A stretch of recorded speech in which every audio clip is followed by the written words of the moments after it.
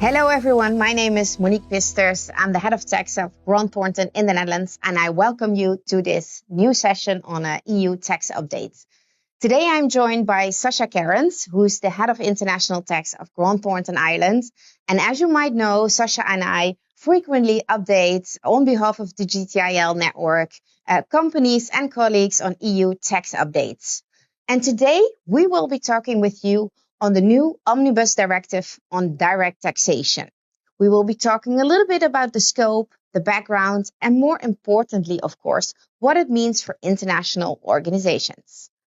And this isn't really about a new tax, Monique. It's about looking at the existing EU framework from a direct tax perspective and considering how it can be made simpler and more practical for businesses operating within the EU.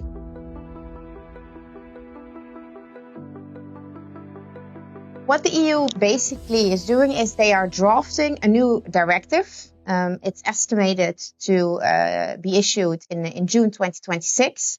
And the aim is basically to simplify the EU corporate tax rules. So to consolidate certain rules, but also to act as a sort of cleanup exercise for some other rules, which perfectly fits in the agenda of the EU to make the tax legislation a little bit more simplified.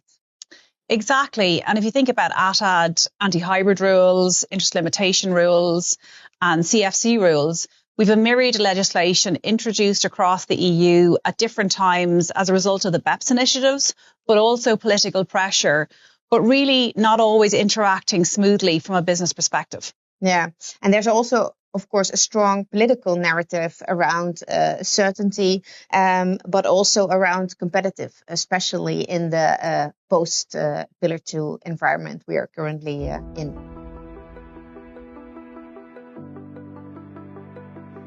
And I suppose when we think about the directive and think about simplification, the focus is very much on simplifying the administrative burden. Groups are clearly telling policymakers that the compliance across the EU is getting more complex and more costly, with really no impact on the underlying tax position in some cases. Yeah, true. And that complexity is also often driven by overlapping rules. For instance, domestic anti-abuse legislation, which overlaps the EU legislation and sometimes even goes further than the EU anti-abuse legislation goes. So the hope really here is that the Omnibus Directive rationalises definitions, impacts thresholds and mechanics to make consistency and more streamlining across the EU, and really making compliance more predictable and less resource intensive. The aim of the directive is to reduce the compliance burden by 25% in most cases, but for SMEs more so at 35%. SMEs operating across Europe are really struggling with the burden, and it's really not aligned with the modern architecture in how some of those businesses are operating at an international scale.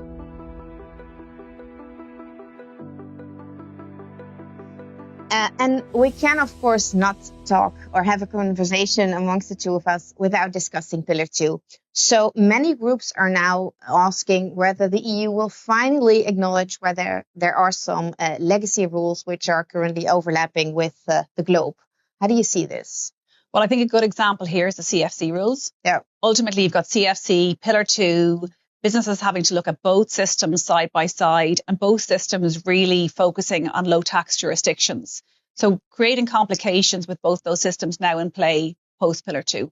Yeah. So I guess the key question here is whether Omnibus will actually do something in aligning these two, or whether it is just tweaking around the edges without any real alignments made. And I think alignment is the key thing here. Yeah. It's not just really about the theory. It's about really making sure that the directive has an impact and in relation to alignment, and is not just ending up in just relabeling some of the existing rules we already have within the existing EU direct tax system. Yeah, true. So from an EU perspective, there's a clear competitiveness angle here. They're trying to send a message through the directive that they understand the investment implications and the complexity that the current tax system is creating for businesses. Yeah, agree. So without rolling back anti-abuse legislation, this omnibus isn't about loosening the rules. It's really all about making the system function better.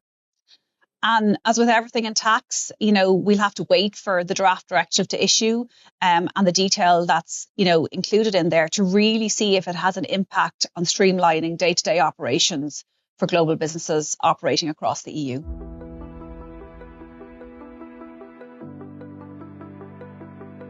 So one potential challenge here really is the member state flexibility. Mm-hmm. If I look at it from a Dutch perspective, EU simplification will only work if the Dutch implementation follows suit, basically, the simplification. And the Dutch have always implemented directives very strict, very precise, and even more strict than directive actually prescribed. So I'm really interested to see whether the Dutch will also ensure that the simplification domestically will also be followed, because otherwise we will still keep fragmentation there, which is a risk.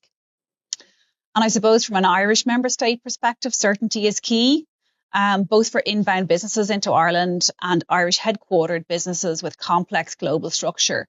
Our existing corporation tax framework in Ireland is pretty coherent.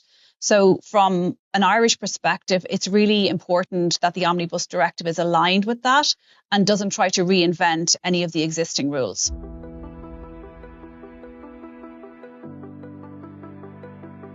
Yes, so what businesses should do is watch closely. This is a watch closely moment and not a react immediately moment, I would say. Yeah, agreed, Monique. I think groups really need to consider the impact that the directive may have on current processes and the burdens around that, and maybe how they're able to realign some of those processes internally and streamline them from a delivery and compliance perspective. Yeah, agree. And also it's really important for businesses to engage early, to let their voice be heard through consultations, through representative bodies or informal consultation moments. For businesses to make clear where they are struggling, where they are facing with definitions which are unclear, overlapping rules, because the goal here is really to have the compliance obligations of businesses be less burdensome. So really a shout out to all the businesses. Ensure your voice, your struggles are heard when that opportunity arises. Totally agree. I think the business voice is really important here. Once we have the detail of the draft directive and what's in it, understanding that and giving feedback to the EU. This is obviously going to have to be debated at a member state level, considered and then voted upon. So we really want something that's going to really achieve the aims that they're setting out to achieve at the very outset.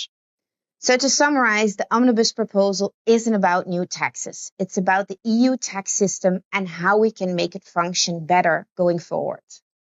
And if it achieves genuine simplification, I think it will be a real win. If it doesn't, it'll be a missed opportunity and potentially impact the competitiveness of EU going forward. Yeah, I totally agree.